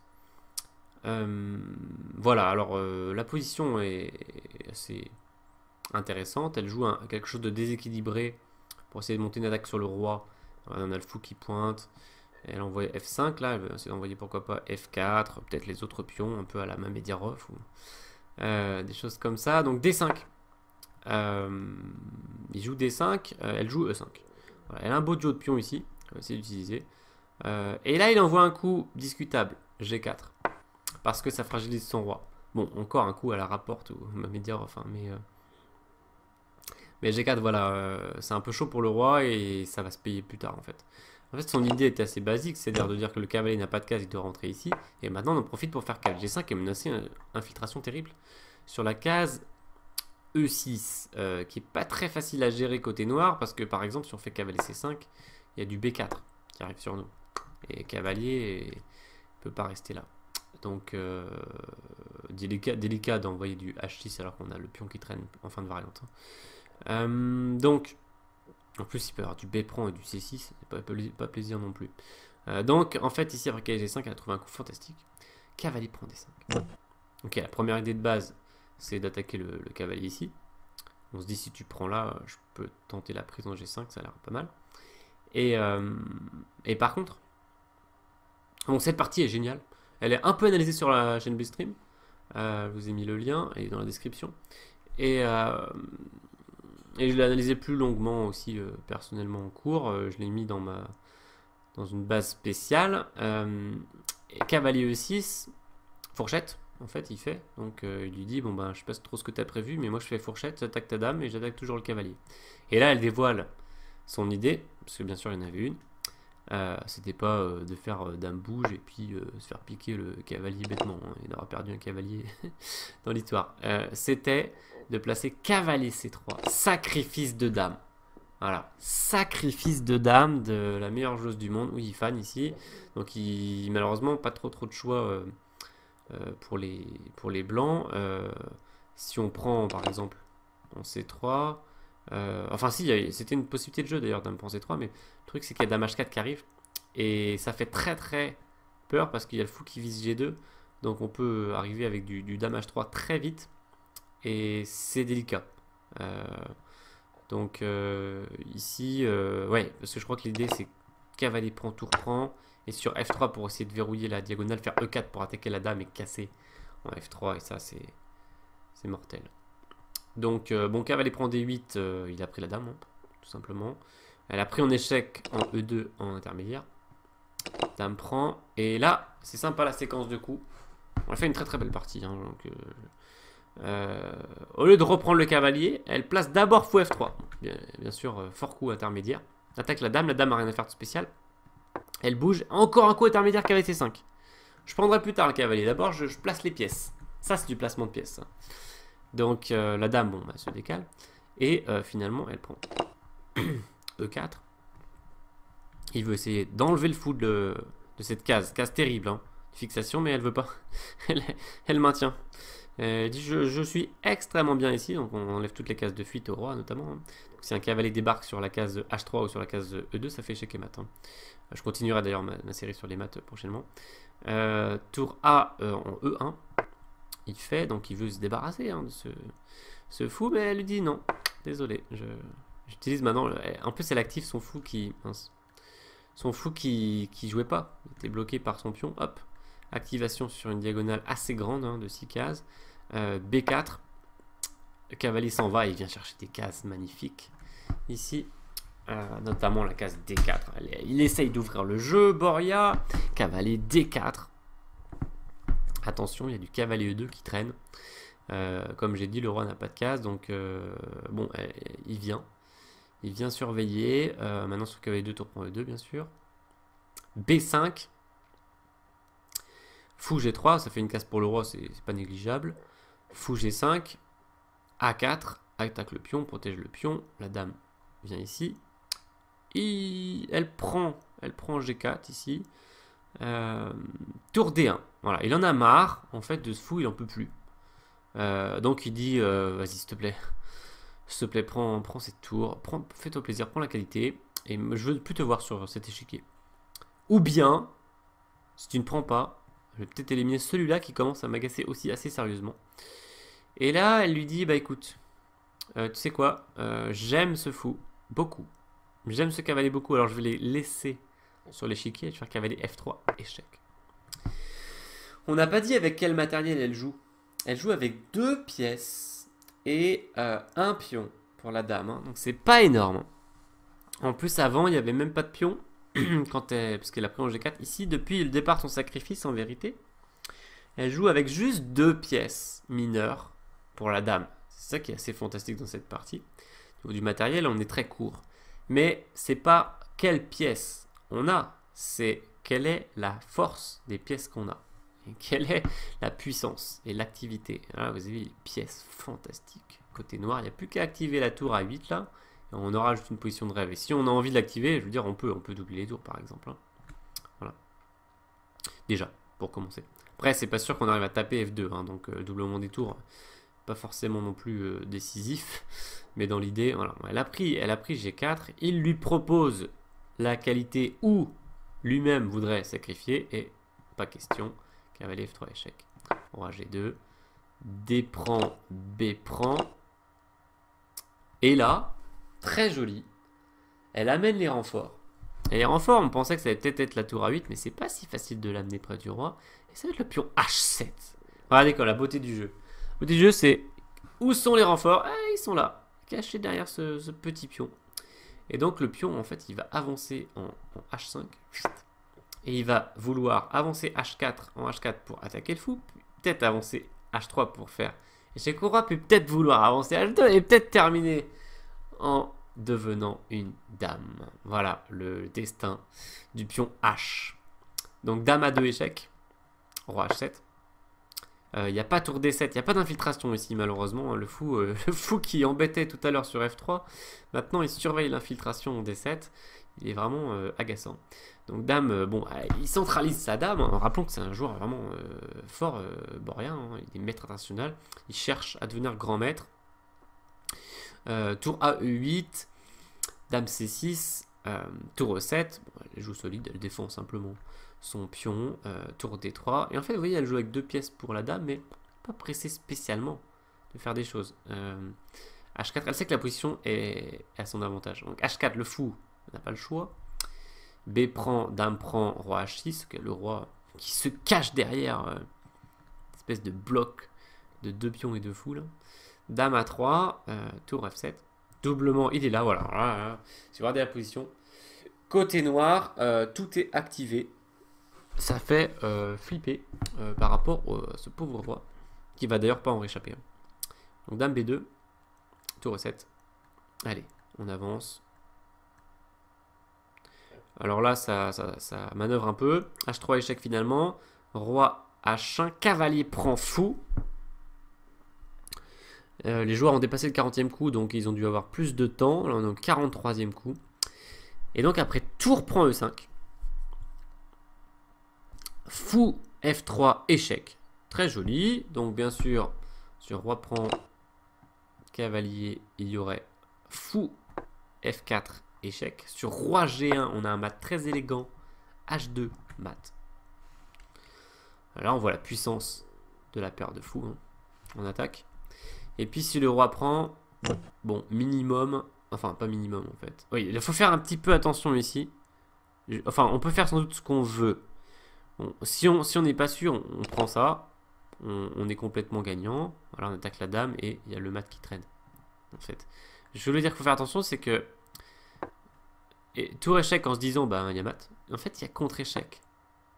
Attention, attention à ça. En vérité, on a encore fou E5, j'imagine. Cela dit, voilà. Fou E5, dame prend. Bon, en fait, ça gagne quand même. Hein. On peut faire soit tour prend dame. Et on joue avec une pièce de plus. Mais bon, c'était pas le plan de base de jouer avec une pièce de plus. Hein. Au départ, on pensait mater. Et on pouvait mater d'ailleurs. Donc si on faisait fou prend E5, en fait.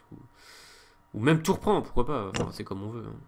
Les petits... Peut-être tour prend encore plus fort. Je menace mat à te jouer.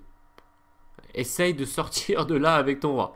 Si tu peux, hein, je veux dire, tu peux essayer. Tu peux essayer, mais c'est dur. Donc en fait, c'est impossible.